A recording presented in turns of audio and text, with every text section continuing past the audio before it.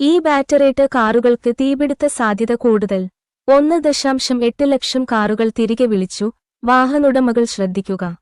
Samsung battery സാങ്കേതികവിദ്യ വിതരണം ചെയ്യുന്ന കാർ കമ്പനികൾ തീപിടുത്ത സാധ്യത നേരിടുന്നതായി പുതിയ റിപ്പോർട്ടുകൾ. ദക്ഷിണ കൊറിയൻ ടെക് കമ്പനിയായ സാംസങ് സ്മാർട്ട്ഫോൺ ബാറ്ററി സാങ്കേതികവിദ്യയ്ക്ക് ലോകമെമ്പാടും പ്രശസ്തമാണ്. ഇപ്പോൾ ബാറ്ററിയുടെ തീപിടുത്ത സാധ്യത കണക്കിലെടുത്ത് വിവിധ കാർ കമ്പനികൾ അവരുടെ 1.8 ലക്ഷം കാറുകൾ തിരിച്ചുവിളിച്ചു. സാംസങ്ങിന്റെ ഉയർന്ന വോൾട്ടേജ് ബാറ്ററി സാങ്കേതികവിദ്യയാണ് ഈ തിരിച്ചുവിളിക്ക് കാരണമെന്നാണ് റിപ്പോർട്ടുകൾ. 1,80,196 കാറുകളിലെ തീപിടുത്ത സാധ്യതയെക്കുറിച്ച് കമ്പനി പ്രഖ്യാപിച്ചു.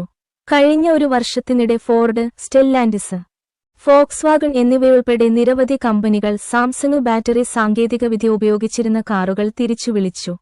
സാംസങ്ങിന്റെ ഹൈ വോൾട്ടേജ് സെൽ നിർമ്മാണ പ്രക്രിയയിൽ സെപ്പറേറ്റർ ലെയറിൽ ചില പിഴവുകൾ കണ്ടെത്തിയതായും അതിനാലാണ് ഈ പ്രശ്നം കാണുന്നതെന്നും ഫോർഡിന്റെ അന്വേഷണത്തിൽ വ്യക്തമായി. ഈ പ്രശ്നത്തിന് ഇതുവരെ ഉടനടി പരിഹാരമില്ലെന്ന് സാംസങ് പറയുന്നു. എങ്കിലും ഈ തിരിച്ചുവിളി ബാധിച്ച ഫോർഡ് കാറുകളിൽ ഇപ്പോൾ സുരക്ഷിതമായി നിർത്തുക എന്ന തലക്കെട്ടുള്ള ഒരു സന്ദേശം പോപ്പ് അപ്പ് ചെയ്യും. ഈ തിരിച്ചുവിളി നിരവധി ഫോർഡ് കാറുകളെ ബാധിച്ചിട്ടുണ്ട്.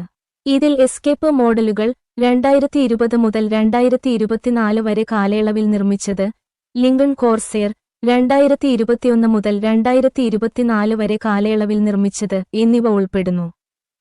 2022 നിർമ്മിച്ച ODS7ഉം 2022 മുതൽ 2023 വരെ കാലയളവിൽ നിർമ്മിച്ച ODQ5ഉം ഫോക്സ്വാഗൺ തിരിച്ചുവിളിക്കുന്ന കാറുകളിൽ ഉൾപ്പെടുന്നുവെന്ന് പറയപ്പെടുന്നു. ഫ്രഞ്ച് കാർ കമ്പനിയായ സ്റ്റെല്ലാൻഡിസിന്റെ വാഹനങ്ങളെയാണ് ഈ തിരിച്ചുവിളി ഏറ്റവും കൂടുതൽ ബാധിച്ചിരിക്കുന്നത്.